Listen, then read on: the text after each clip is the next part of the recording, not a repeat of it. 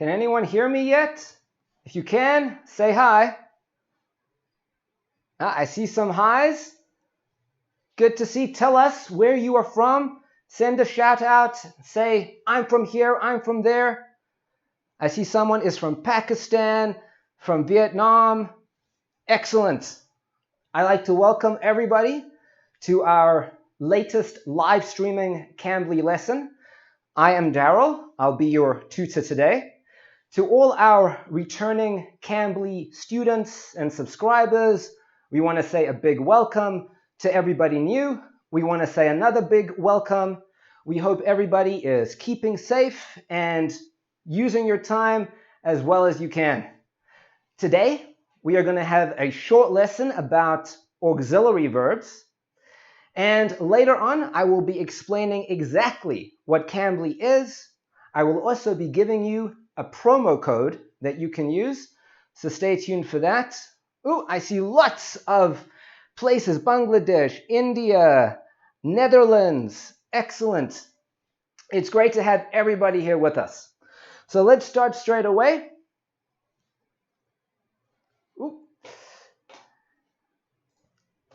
Let's start straight away. Thank you for joining us. And like I said, today we are doing auxiliary verbs. Now, what are auxiliary verbs? Auxiliary verbs can also be called helping verbs. They are verbs that give us extra information about the main verb. And although there are many auxiliary verbs we could talk about, today we are going to focus on the three main auxiliary verbs: do, be, and have. And these are the auxiliary verbs that give the most problems, where people have the most mistakes. And today we're going to make it very easy for you. We're going to go through each one, and I'm going to give you some formulas that you can use. You put the words in, and your sentences are going to be perfect.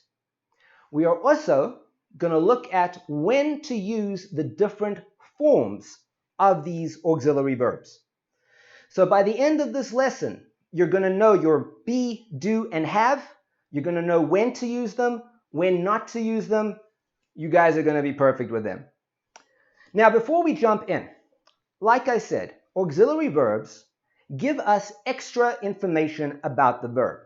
Now, what kind of information does it give us? It gives us time information, like whether something happened in the past or the present. And it can also give us information on if something didn't happen. Didn't and not are very important parts of what we will be looking at today. So let's dive right in. And we're going to go to the first auxiliary verb, be. And we will start with looking at the formula. As you can see, be is part of the continuous tenses. These are sometimes also called the progressive tenses. These are things where something is going on. Something is ongoing. An example, as we can see there, he is running. She was not talking. It is something that is going on. It is continuous or progressive. Now, the formula on how you can use these auxiliary verbs.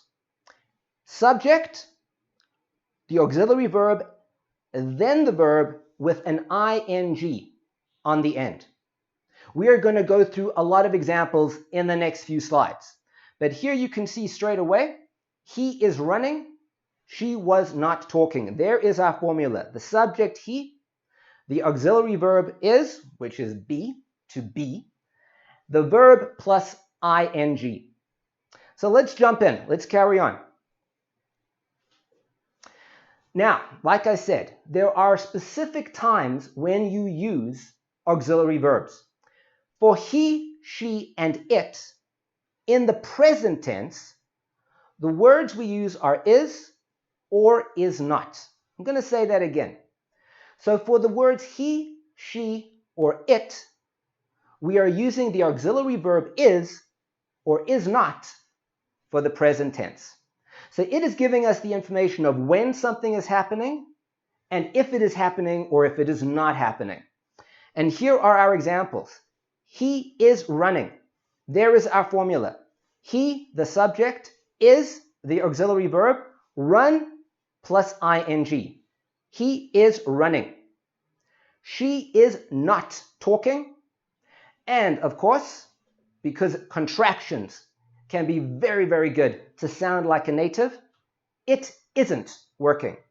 So with isn't, we have taken is and not, put them together, and contracted it. It isn't working. So these are for he, she, and it. Let's look at the next slide. So he, she, and it for the past tense, we're using was not. And again, we look at the formula, we look at the examples with the formula, we can see he was running. Subject, auxiliary verb, run, ing. She was not talking. It wasn't working. Again, we're following the formula. So this is he, she, and it, past and present. But obviously, there are other pronouns. Let's take a look. The next one is you, we, and they. Now, with you, we, and they, in the present tense, we use are or are not. It's that simple. That's all we have to remember. And again, we use the formula. You, the subject, are the auxiliary verb, run plus ing. You are running. We are not talking. They aren't working. Again, we've taken the words together and made a contraction to make us sound more like a native. They aren't working. Let's look at you, we, and they in the past tense. So you, we, and they in the past tense, it's were and were not. By now, you know we're using the same formula. You were running. We were not talking. They weren't working. We're using that same formula over and over again. Subject, auxiliary verb, verb, and ing. And of course, we have I, the last pronoun we have to look at. I is a special one. For the be continuous tenses, we use am or am not. So I am running, I am not running. Now, there is no contraction here in perfect grammatical English. We can't say I amn't running. So be careful of that. Here we can say I am not running or I am running. The same formula. And in the past tense, what do we use? Was and was not. I was running, I was not running, I wasn't running. Same formula. Next, let's go on to do, our second auxiliary verb. Do is for the simple tenses. And here is our formula. The subject plus the auxiliary verb plus the verb in its simple form. No ing, the simple verb. Take a look at what I've done here in the example. We do eat. Now, even though people don't speak like that all the time, the do is actually always there, but it's invisible. So we may say we eat. What it really means is we do eat. Often the only times we will use the do is when we need to say something strongly. Yes, we do eat. Most times we ignore the do, but it's there. And the other example, she did not talk. So again, we're using the not. It's very important. And you can see, same formula. Subject, auxiliary verb, the base verb. So let's take a look. As before, we're going to look at he, she, or it to begin. In the present tense, we have does not, and doesn't. That is what we use for he, she, and it. Here are our examples. He does eat. She does not talk. It doesn't work. These are things that are happening now. It's the present tense. And again, the contraction following the formula. Let's move on to the past tense for do. So here we're using do, do not, don't. We're looking at the present tense. My slides are in the wrong order. So here we're looking at you, we, they, and I. For all of these, in the present tense, we use do, do not, or don't. Again, you do run. The do is there, but it's always invisible. We do not talk. I don't work as the contraction. The same formula. Subject, auxiliary verb, simple base verb. Let's move on to the next slide. And here is the past tense for all of these pronouns. He, she, it, we, they, you, and I. The past tense for do is did, did not, or didn't. And there are our examples. You did run. We did not talk. They didn't work. So again, we're using the same formula and knowing that for these pronouns, we use these auxiliary verbs. Very, very simple. Let's move on to have, our final auxiliary verb. Now, have can cause a lot of problems because have itself, like the others, but more so for have, can be used more as a standalone verb. We can often say, I have it, or I have something. That is separate from the auxiliary verb form of have. In the auxiliary verb form, we are using the perfect tenses. The perfect tenses. And again, there's a simple formula. The subject plus the auxiliary verb plus the past participle. Now, I've used a big word there, participle. What does that mean? A participle is another word for verb, but it means the verb may change. Examples of verbs that change we can see in our examples here. We have eaten. So here, instead of making this when it goes into the past with an ed at the end, I change the verb. Some people know this as verb 3. Depends how you've been taught at school. So the verb changes in the past tense. We ate, we have eaten. It's the verb 3 participle. And there's the other example. She has not spoken. In the normal simple tense, this would be spoke, and now we change it for the have perfect tense. And again, if you remember this formula, that it's the subject, the auxiliary verb, and the past participle, not the past verb, but the past participle, then you will not make the mistake of using the wrong verb. Let's take a look at some examples. Again, we're going to look at he, she, or it. Present tense for he, she, or it is has not, or hasn't. There are our examples. He has run. She has not touched it. It hasn't worked. These are things that are happening now. Let's look at this for the past tense for he, she, or it. Here we're saying had not, or hadn't. And let's look at our examples. He had run. She had not touched it. It hadn't worked. And again, we're using that contraction. And same, we're following the formula.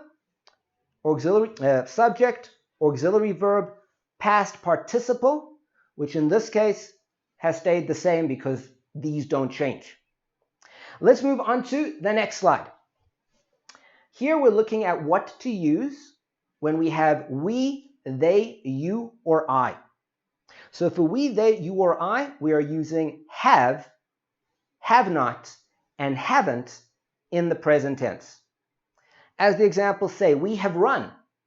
They have not touched it. I haven't eaten.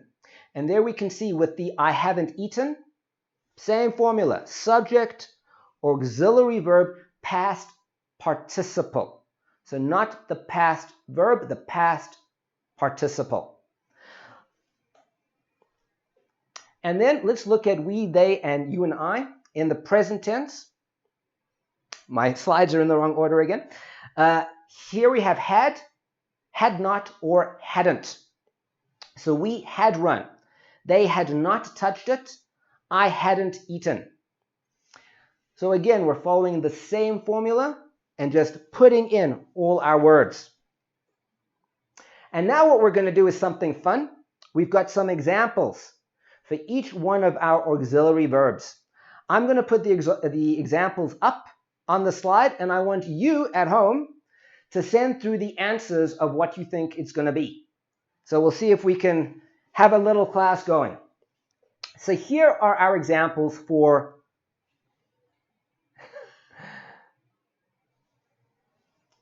I think this is for B, do. My slides are in the wrong order. So these are the examples for do. I want you at home to take a look. We're using that formula, subject, auxiliary verb, verb plus ing. We've got she something running, he something talking, we something eating, I something playing, they something going. So let's look at the first one. Everyone at home that's watching, that wants to try, send through what you think the answer to this is. She something running. I'm looking right now at the chat, so send through. I think people are thinking. All right. Let me help. So we're looking at do. Now this is for B. I'm sorry again, my slides are in the wrong order. So our auxiliary verbs for B are is or are. So for she, we are looking at a singular person. We know from the formula she, he, or it is. So this is she is running. Ooh, I see someone send something through. Is RMR. Is RMR. Yes, that is right. So she is running. He is or he was running. We are or we were eating. I am or I was playing. And they are or they were going. I see a lot coming through. They are running. Yes, she is running. She is running. She is talking. She is playing. He is running. Let's do an exercise while these are up. Send me through the past tense form of these examples. What are these for the past tense? I'll wait. We are eating. I am playing. He is talking. They are going. Okay, I'm going to help you again. So the past tense forms are she was running. He was talking. We were eating. I was playing. And they were going. Let's go on to our next examples. So these are the examples from do. So here I want you to use the examples of do, did, didn't. Let's do the negative forms. Let's do all the nots. So I'm put them up there. She something run. He something talk. We something eat. I something play. They something shop. So I want you to tell me that this did not happen. So I'm waiting to get the answers for that. Ooh, I see some past ones coming through. We were eating. Yes, were. That looked good. They were eating. We were eating. Ooh, a lot happening there. That's excellent. I see some funny posts coming through. Very nice. All right, I see these are coming. So remember these. I want you to tell me the past tense of something that happened or didn't happen. So she did run, or she didn't run. He did talk. He didn't talk. He does talk. I see something. She does not run. Excellent. She didn't run. She does not run. These are very good. We don't eat. Yes. I didn't play. He didn't talk. She didn't run. Excellent. I don't play. She didn't run. Okay. I see a lot of people are participating. Excellent. So let's go through the answers. For the past form, she didn't run. He didn't talk. We did not eat. I did not play. They did not shop. And for the present form, she does not run. He does not talk. We do not eat. I do not play. They don't shop. All right, excellent. Very good. Let's move on to the final set of examples. Have. So this could be slightly more challenging. Remember the formula of when to use he, she, we, I, they, when to use has, when to use have. I'll give you a few minutes. So we've got she something driven, he something spoken, we something eaten, I something played, they something shopped. We're using the subject auxiliary verb past participle. And I want you to tell me whether something happened, whether something didn't happen, if it's in the present or the past tense. Send through as long as it's right. So I'm waiting. She has driven. Very good. Starting to come through. Excellent. I see some coming through from before. Our other examples, he doesn't talk. Also good. She has driven. She hasn't driven. Has, have. Yes, very good. She has driven. He has spoken. Very good. She has driven. He has spoken. Someone do the we. We have eaten. Very good. What about the I? I want to see someone do the I. Someone do the they. We have eaten. She has driven. He hasn't spoken. Very nice. She hasn't driven. Excellent. We have eaten. All right, I see a lot of good answers, right answers, excellent, and someone that says they love Cambly. Nice to hear, excellent. So let's go through the answers. She has driven.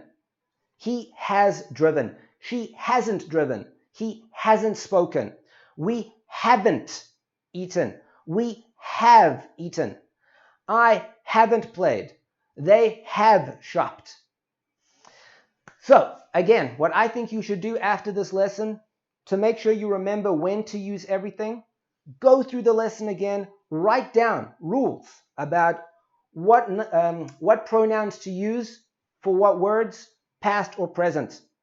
Learn those rules, learn the formula, and you're never going to make a mistake again. And you guys are in luck today. We have our promo code for Cambly. If you go to Cambly and use the promo code auxiliary, you will get a good deal. I'm not sure what the deal is. For those of you who don't know what Cambly is a great online, web-based or application platform where you can speak one-on-one with tutors like me and many other tutors. You can get expert tuition in anything you need. If you need to work on your grammar, if you need to work on exam preparation, if you need to work just on conversation practice, you can find someone to help you. If you want to find someone that speaks your language available at the time you need it, you will find them. So Cambly is a great place. Go, use the promo code, and start learning straight away. And then I would like to say thank you for joining us on our next live stream. If you want to learn more with me on Cambly, please check out the link in the description. We can do grammar, conversation practice, exam preparation, anything you need. So until we see you in another classroom or another live stream, I'm going to say bye for now and keep learning.